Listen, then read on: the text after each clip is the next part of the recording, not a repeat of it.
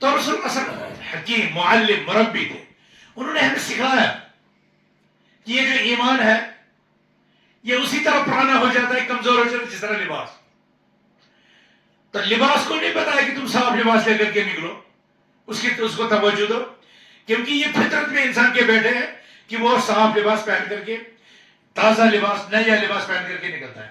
ٹھیک ہے نا؟ رسول اللہ صلی اللہ علیہ وسلم نے فرمایا اس لباس کی طرح تمہارا ایمان ہے. مطلب لباس جسم پر ہے اور ایمان کہاں ہے؟ سینے میں. ایمان جس طرح جسم پر یہ لباس کمزور ہوتا ہے، اسی طرح یہ لباس اندر پرانا ہو جاتا ہے، کمزور ہو جاتا ہے. تو کیا کرو گے؟ علاج کیا ہے؟ فَاسْأَلُوا اللَّهَ أَن يُجَدِّدْ لَكُمْ ایمانکم. تم اللہ سے مانگو کہ اللہ تمہارے ایمان کو نیا کر دے، تازہ کر دے، تگڑا کر دے، مضبوط کر دے، توانا کر دے، مستحکم کر دے. یعنی اللہ سے مانگنا ہے کہ اللہ ہمارے ایمان کو مضبوط کر دے. اور رسول اللہ صلی اللہ علیہ وسلم نے قرآن نے اس کے لیے اعمال بھی بتائے کہ کون سے اعمال کرو گے جن کے ذریعے سے تمہارا ایمان مضبوط ہو جائے گا. بلکہ اگر اس کو نیگیٹو معنی میں لے جائے تو کچھ ایسی چیزیں ہیں جو ایمان کو کلی طور پر ختم کر دیتے ہیں، لیکن کچھ چیزیں ہیں جو اس کو کمزور کر دیتے ہیں.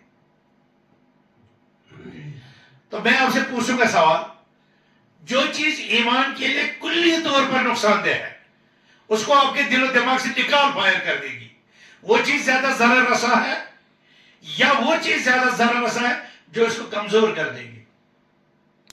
کلی طور پر نکالے، جو کلی طور پر ختم کرے، جو کلی طور پر ختم کرے، یعنی جو ایمان کو بالکل ختم کر دے اور انسان کو ایمان سے باہر نکال دے یا خود ایمان انسان سے نکل جائے. ٹھیک ہے نا؟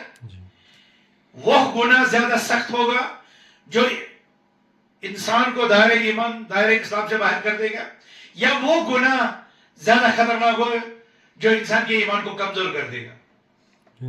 جو انسان کو دائرہ اسلام سے نکالے، جو دائرے سے باہر نکال دے گا وہ سب سے خطرناک ہے.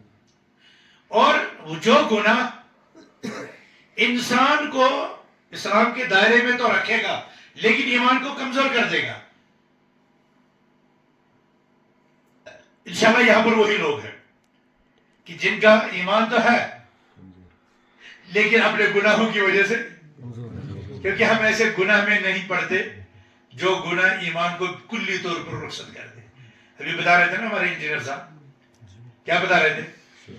ایک شرک بول رہے ہیں، وہ شرک ہے، یعنی وہ گناہ جو ایمان کو آپ کے دل سے نکال دیتا ہے، آپ کے دل سے نکال دیتا ہے. وہ کون سا گناہ ہے؟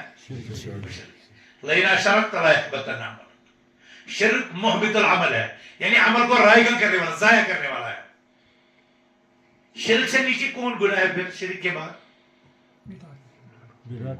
شرک کے بعد ہے جھوٹ بولنا، سحر کرنا، ماں باپ کی نافرمانی. ٹھیک ہے نا؟ پاک باز عورتوں کو تہمت لگانا،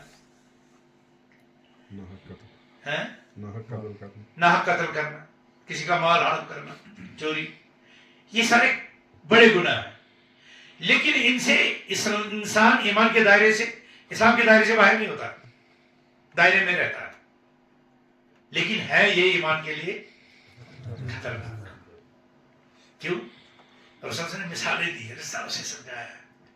بسا اوقات انسان کسی گناہ کو چھوٹا سمجھ کر کے کر رسول، لیکن کہتے ہیں کہ جب ایک انسان کسی جنگل میں جاتا ہے، چھوٹی چھوٹی وہ لکڑیاں جمع کرتا ہے، اگر اس ایک لکڑی کے پیس کو وہ جلائے تو وہ کچھ کرے گی وہ، لیکن اس کے برخلاف اگر وہ چھوٹے چھوٹے پیس اسے ہزاروں جمع کر دے اور پھر آگ لگا دی، وہ جلا دے.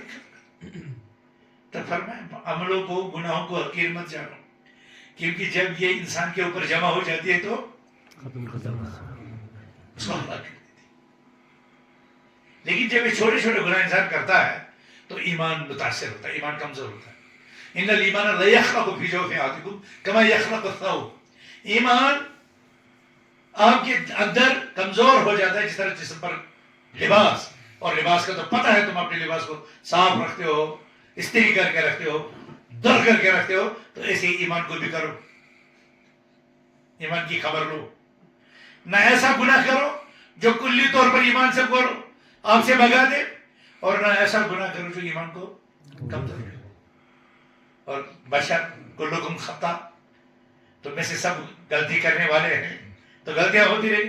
تو خیر الخطائین تواب, غلطی کرنے والوں میں بہتر وہ انسان ہے جو اللہ کی طرف رجوع کرے. جب وہ اللہ کی طرف رجوع کریں گے تو ایمان کی لیول برقرار رہے گی, ایمان کی لیول برقرار رہے گی. گناہ مٹ جائے گا. آپ نماز پڑھو گے گناہ دھل جائیں گے, آپ وضو کرو گے گناہ دھل جائیں گے, آپ جمعہ پڑھو گے گناہ دھل جائیں گے, آپ رمضان کے روزے رکھو گے گناہ دھل جائیں گے. لیکن کون سے گناہ؟ کون سے گناہ؟ چھوٹے گناہ, بڑے نہیں. الصلوات الخمس والجمعة إلى الجمعة ورمضان إلى رمضان مكفرات لما بينهن إذا اجتنبت الكبائر. 5 وقت کی نمازیں اپنے اندر اپنے بیچ میں ہونے والے گناہوں کو ہٹا دیتی. ایک جمعہ سے دوسرے جمعہ کے درمیان جو گناہ ہوں گے تو جمعہ کی نمازیں, جمعہ کا خطبہ سننا ان گناہوں کو مٹا دے گا. یعنی آپ کا ایمان پھر لیول پر آ گیا, وہ کمزور نہیں ہوگا, اس لیے ہو گئی. ورمضان الی رمضان, ایک رمضان کے روزے رکھے آپ نے, پھر دوسرے رمضان کے, اس کے درمیان اور اس کے درمیان جو گناہ آپ کریں گے یہ نیکیاں ان کو مضبوط بڑھا دیں گے. ان تجتنبوا کبائر ما تنهون عنه نکفر عنکم سیئاتکم وندخلکم مدخلا کریما. اللہ تعالیٰ فرماتا ہے اگر تم پیچھے رہو, باز آ جاؤ, رک جاؤ, دور رہو, کنارہ کشی اختیار کرو بڑے گناہوں سے جس سے تمہیں منع کر دیا گیا, تو ہم کیا کریں گے؟ تمہارے چھوٹے گناہوں کو معاف کر دیں گے اور عزت والی زندگی آپ کو عطا کریں گے. وندخلکم مدخلا کریما, عزت اور اکرام والے گھر میں آپ کو داخل کریں گے, یعنی جنت میں. لیکن شرط کیا ہے؟ بڑے گناہوں سے اجتناب کرنا ہے. یہ بڑا گناہ چھوٹے گناہ کیا ہوتا ہے؟ کبیرہ گناہ, صغیرہ, یہ کیا ہوتا ہے؟ کیسے پتا چلے گا یہ بڑا گناہ ہے یہ چھوٹا گناہ؟ کیسے پتا چلے گا؟ شاباش. دراز کا کوئی قرآن حدیث سے پتا چلے گا یہ بڑا ہے چھوٹا ہے. شاباش. یہ تو بلال صاحب نے کہا. اب آپ بتاؤ گناہ کب بڑا ہوتا ہے, گناہ کب چھوٹا ہوتا ہے؟ اللہ نے پکڑ رکھی ہو, عذاب دیا تو وہ بڑا ہو گیا. یہ جاننا ضروری ہے. کیوں جاننا ضروری ہے؟ تاکہ ہمیں پتہ چلے کہ خدا نخواستہ اگر ہم سے بڑا گناہ ہو جائے تو ہم کیا کریں گے, کیا کرنا ہے؟ توبہ کرنا ہے. کیونکہ چھوٹا گناہ کس سے معاف ہو جائے گا؟ نمازوں سے, روزوں سے, جمعہ کی نماز پڑھنے سے چھوٹے گناہ معاف ہو جائیں گے. لیکن بڑے گناہ کا پتہ ہونا چاہیے, کہیں ہم وہ نہ کر بیٹھے, اور اگر ہو جائے تو توبہ کریں. اس لیے ضروری ہے کوئی ایسا میتھ کا فلسفہ 2 اور 2 4, 5 اور 5 10 کیا بتایا تھا نا کسی کو, 2 اور 2 کتنے تھے؟ 4 روٹیاں. اسے کیوں بولو 4 روٹیاں؟ اچھا اچھا, اسے کیوں بولو 4 روٹیاں؟ اس کو بھوک لگی تھی اس لیے اس کا دماغ کدھر تھا. آپ اندازہ کرو جب کسی انسان کا دماغ کسی چیز کی طرف ہوتا ہے نا تو اس کو اسی طرح کے الفاظ نکل جاتے ہیں. تو جس طرح 2 اور 2 4, 5 اور 5, اسی طرح گناہ کبیرہ اور گناہ صغیرہ کے لیے بھی ایک ضابطہ ہے, ایک فلسفہ ہے, ایک فارمولا ہے. جب انسان کو وہ پتہ چل جائے تو اس کو پہچان آ جائے گی یہ گناہ کبیرہ یا صغیرہ. اب بتاؤ کون بتائے گا؟ ضروری تھوڑی ہے میں ہی سب بتاؤں, آپ بھی بتاؤ کون بتائے گا؟ ہے کسی کے ذہن میں؟ جس کی وعید ہے قرآن میں اور عذاب اللہ کا وہ بڑا ہے. دیکھو بعض علماء نے کہا ہے کہ جیسے ابن عباس رضی اللہ عنہ کل ما وصی اللہ بھی فہو کبیرہ, کہہ رہے ہیں کہ ہر اس گناہ کو کبیرہ کہتے ہیں جسے اللہ کی نافرمانی ہو. یہ ایک قول ہے, یہ ایک قول ہے, ہر وہ گناہ جسے اللہ کی نافرمانی. اور بعض سلف تو کہتے ہیں لا تنظر الى الصغر المعصيه ولكن انظر الى عظمت من تعصي. تم اپنے گناہ کے چھوٹے ہونے کی طرف مت دیکھو، میں چھوٹی غلطی کر رہا ہوں، تم اس عظیم رب کو دیکھو جس کی نافرمانی کر رہے ہو. تم یہ مت سوچو میں گناہ کر رہا ہوں چھوٹا ہی سا ہے، نہیں، تم یہ نظر رکھو کہ میں کتنے عظیم رب کی نافرمانی کر رہا ہوں. کبیرہ صغیرہ اس گناہ کو کہتے ہیں، بہت سے قول اسلاف نے کہے ہیں. کسی نے کہا کبیرہ اس گناہ کو کہتے ہیں جو پچھلے نبیوں نے بھی حرام کرا تھے، ہمارے نبی نے بھی حرام کرا. کسی نے کچھ اور کہا، کسی نے کچھ اور کہا، لیکن امام ابن تیمیہ رحمۃ اللہ نے جب سارے قول جمع کیے تو انہیں راجح قول بتایا ہر وہ گناہ جس گناہ کے سلسلے میں دنیا میں حد یا آخرت میں عذاب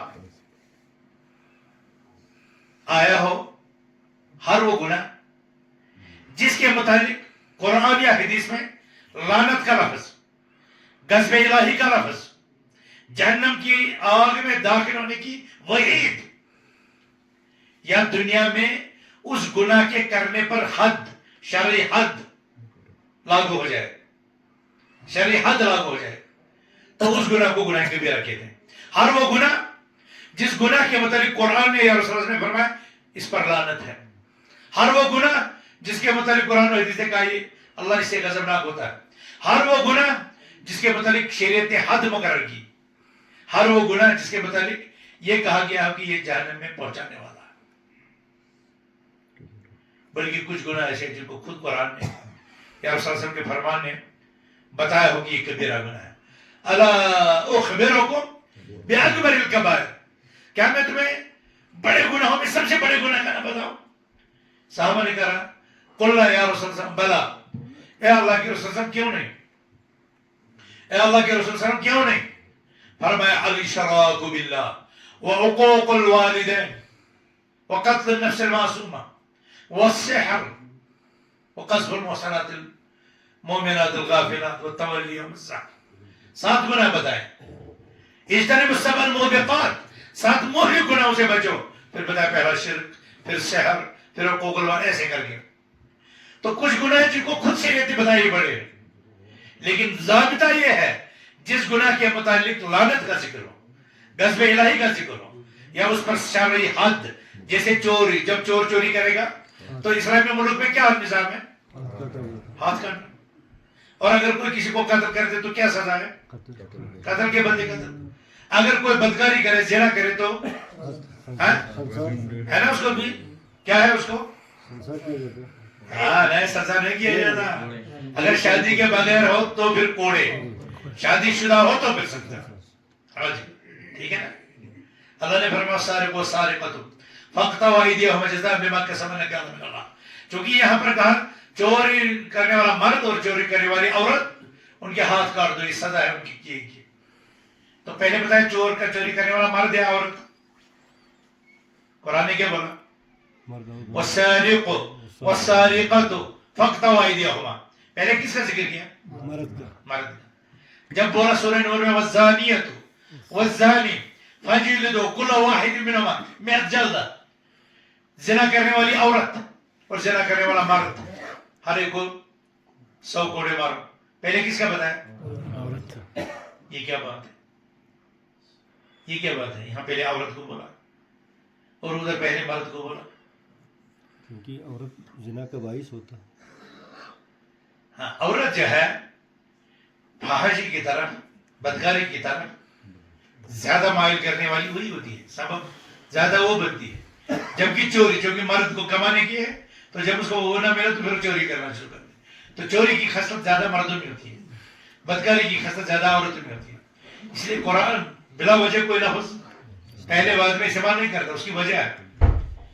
تو زنا کے لیے اور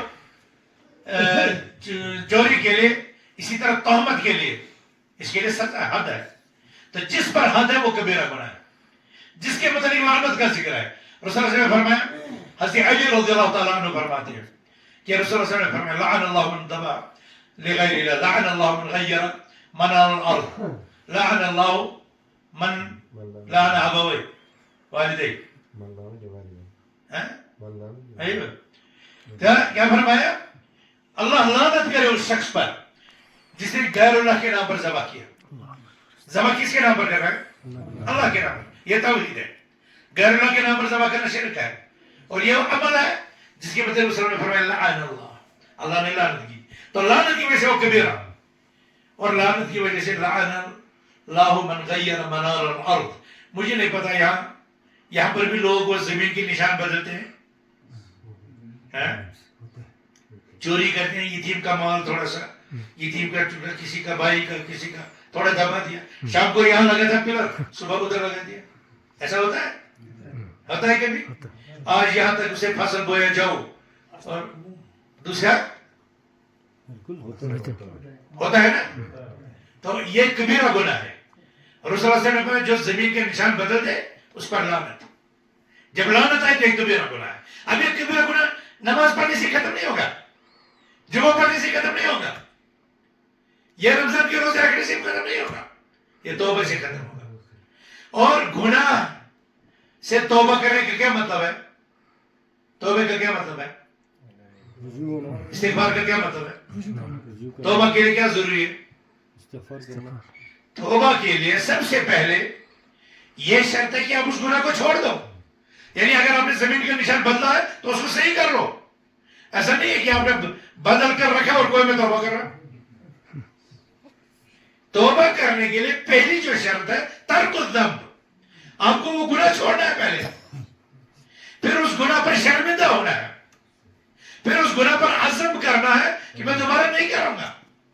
اور اگر گناہ کا تعلق اللہ کے بندوں کے ساتھ ہو تو بندوں کا حق اگر آپ نے دبایا تو پہلے وہ حق واپس کرنا ہے, پھر توبہ قبول ہوگی. کچھ سمجھ آیا؟ کبیرہ گناہوں سے نکلنے کے لیے کتنی چیزیں ضروری ہیں. اگر بندوں کا حق کھایا ہو تو 4 شرطیں, اور اگر اللہ کا حق تو پھر 3. کیا ہے؟ پہلی چیز کیا ہے؟ اس گناہ کو چھوڑنا ہے. دوسرا کیا ہے؟ اس پر شرمندہ ہونا. تیسرا کیا ہے؟ پھر یہ ارادہ کرنا, پختہ عزم کہ دوبارہ ایسا خدا نہ خاصہ پھر ہو گیا تو پھر یہی توبہ ہے, پھر ہو گیا پھر یہی توبہ ہے. آپ توبے سے مایوس مت ہو جاؤ. توبے کے دروازے تب تک کھلے جب تک آپ کی روح یہاں تک نہ پہنچ جائے اور جب تک سورج مغرب سے نہ نکلنا شروع کرے, تب تک ہی کھلا. تو کبیرہ گناہوں سے ایمان کو نقصان پہنچتا ہے.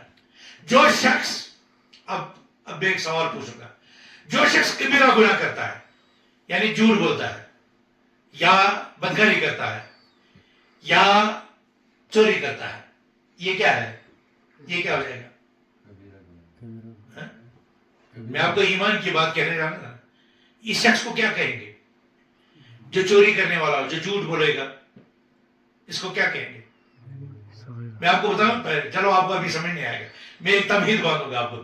ایمان ہے نا, ہم ایمان کے لیے کام کرتے ہیں نا. ایمان اسلام کا مترادف دوسرا نام ہے. اسلام ایمان ایک معنی میں ہے, لیکن جب اسلام اور ایمان دونوں لائے تو ان کے دونوں کے الگ الگ معنی ہیں. اس لحاظ سے ایمان دوسرا مرتبہ ہے. اسلام کا دائرہ وسیع ہے, اس سے چھوٹا دائرہ ہے ایمان, پھر اس سے چھوٹا دائرہ ہے احسان. میں اس بات میں نہیں جاؤں گا, میں صرف آپ کو بتانا یہ چاہتا ہوں کہ ایمان کہتے کس کو ہیں. آسان تعریف بتاؤ یا مشکل؟ آسان تعریف یا مشکل؟ آپ لوگ تو پڑھے لکھے لگ رہے ہو سب. مولانا محمد گوندلوی کا نام سنا ہے؟ محدث محمد گوندلوی. اس شخص نے پوچھا, اس کو ایک شخص, وہ بہت مشکل اردو بولتے تھے, اس کو کسی نے پوچھا کہ اسلام کس کو کہتے ہیں؟ تو گوندلوی تو بہت بڑے فائقہ, اس نے اپنے معیار کا جواب دیا. کہنے لگا اسلام نام ہے انقیاد ظاہری و باطنی کا. اسلام نام ہے انقیاد ظاہری و باطنی کا. تو اس شخص نے جی حضور کیا فرمایا؟ کہہ رہے بتا جو رہا ہوں, اسلام نام ہے انقیاد ظاہری و باطنی کا. تو وہ پلٹا اور وہ بڑبڑا رہا تھا کہہ رہا تھا یہاں آنے سے پہلے کچھ تو اسلام جانتا تھا، اب وہ بھی گئے. تو ایسا جواب چاہیے ایمان کا یا آسان سا چاہیے؟ آسان سا نا. دیکھو ایمان کہتے ہیں اقرار اور تصدیق کو، یہ چھوٹا سا لغت میں، یا اقرار کو یا تصدیق کو. لیکن جب شریعت اسلامی نے ایمان کے لفظ کو استعمال کیا تو اس کا مطلب ہے زبان سے اس کے ایک ہونے کا اقرار، جسے لا الہ الا اللہ. یہ کیا کیا ہم نے؟ زبان سے اقرار کیا کہ وہ اللہ ایک ہی معبود برحق کہا ہے. لیکن یہاں کا کنیکشن یہاں ملنا چاہیے. کس کے ساتھ؟ دل کے ساتھ. پتہ نہیں یار کوئی ڈاکٹر تو نہیں ہو جو کہے گا بھائی دل وہاں پر نہیں ہے، لیکن میں آج تک سنتا آیا ہوں دل ادھر ہی ہے کہ لا الہ الا اللہ کس سے کہنا ہے؟ زبان سے. یہ ادھر ہی پر نہیں رہنا چاہیے، اس کی تصدیق یہاں سے ہونی چاہیے.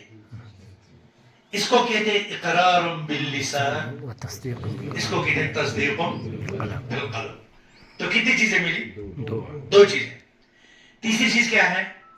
عمل بالارکان، یعنی جو چیز یہاں پر بولے اور جس کو دل سے مانے، پھر ہاتھ پاؤں زبان کان سے اسی کے مطابق عمل. جب یہ تین چیزیں ملتی ہیں تو ایمان بنتا ہے. زبان سے اقرار، دل سے تصدیق اور اعضاء سے عمل. جب یہ تین چیزیں ملتی ہیں تو یہ کیا بنتا ہے؟ اور جو شخص یہ کرے گا وہ کیا ہوگا؟ مومن. جو شخص دل سے زبان سے اللہ کی وحدانیت کا، محمد صلی اللہ علیہ وسلم کی رسالت کا، آخرت کے دن کا، تقدیر کا وغیرہ وغیرہ جو ہے نا، آمنت باللہ وملائکتہ وکتبہ ورسلہ والیوم الآخر والقدر خیر والشر من اللہ تعالی والبعث بعد الموت. یہ چیزیں یہاں سے نہیں کہنی ہیں، یہ یہاں سے بھی مانگنی ہے. ایمان تب تک ایمان ہی نہیں ہوگا جب تک یہ اور یہ دونوں ملے. سمجھ میں آیا؟ زبان سے کہے اور دل سے مانے اور پھر اس کے مطابق عمل کرے. جو اس ایمان کا تقاضا، جو اس لا الہ الا اللہ کا تقاضا ہوگا وہ اپنے جسم کے اعضاء سے اس کو عملائے. تو جب یہ تین چیزیں ملیں گی تو یہ شخص مومن. اس کو کہتے ہیں کامل الایمان. کیا کہتے ہیں؟ کامل الایمان. اب ایک شخص نے زبان سے کہا لا الہ الا اللہ، مگر یہ یہاں سے نہیں مانا، یہاں سے نہیں مانا. اس کو کیا کہیں گے؟ شاباش دراز کے مسلمانوں، زبان سے کہتا ہے لا الہ الا اللہ مگر دل سے نہیں مانتا. زبان سے کہتا ہے اللہ ایک ہے مگر دل سے نہیں مانتا. زبان سے کہتا ہے محمد صلی اللہ علیہ وسلم مگر دل سے نہیں مانتا. کیا ہو گئے؟ نفاق.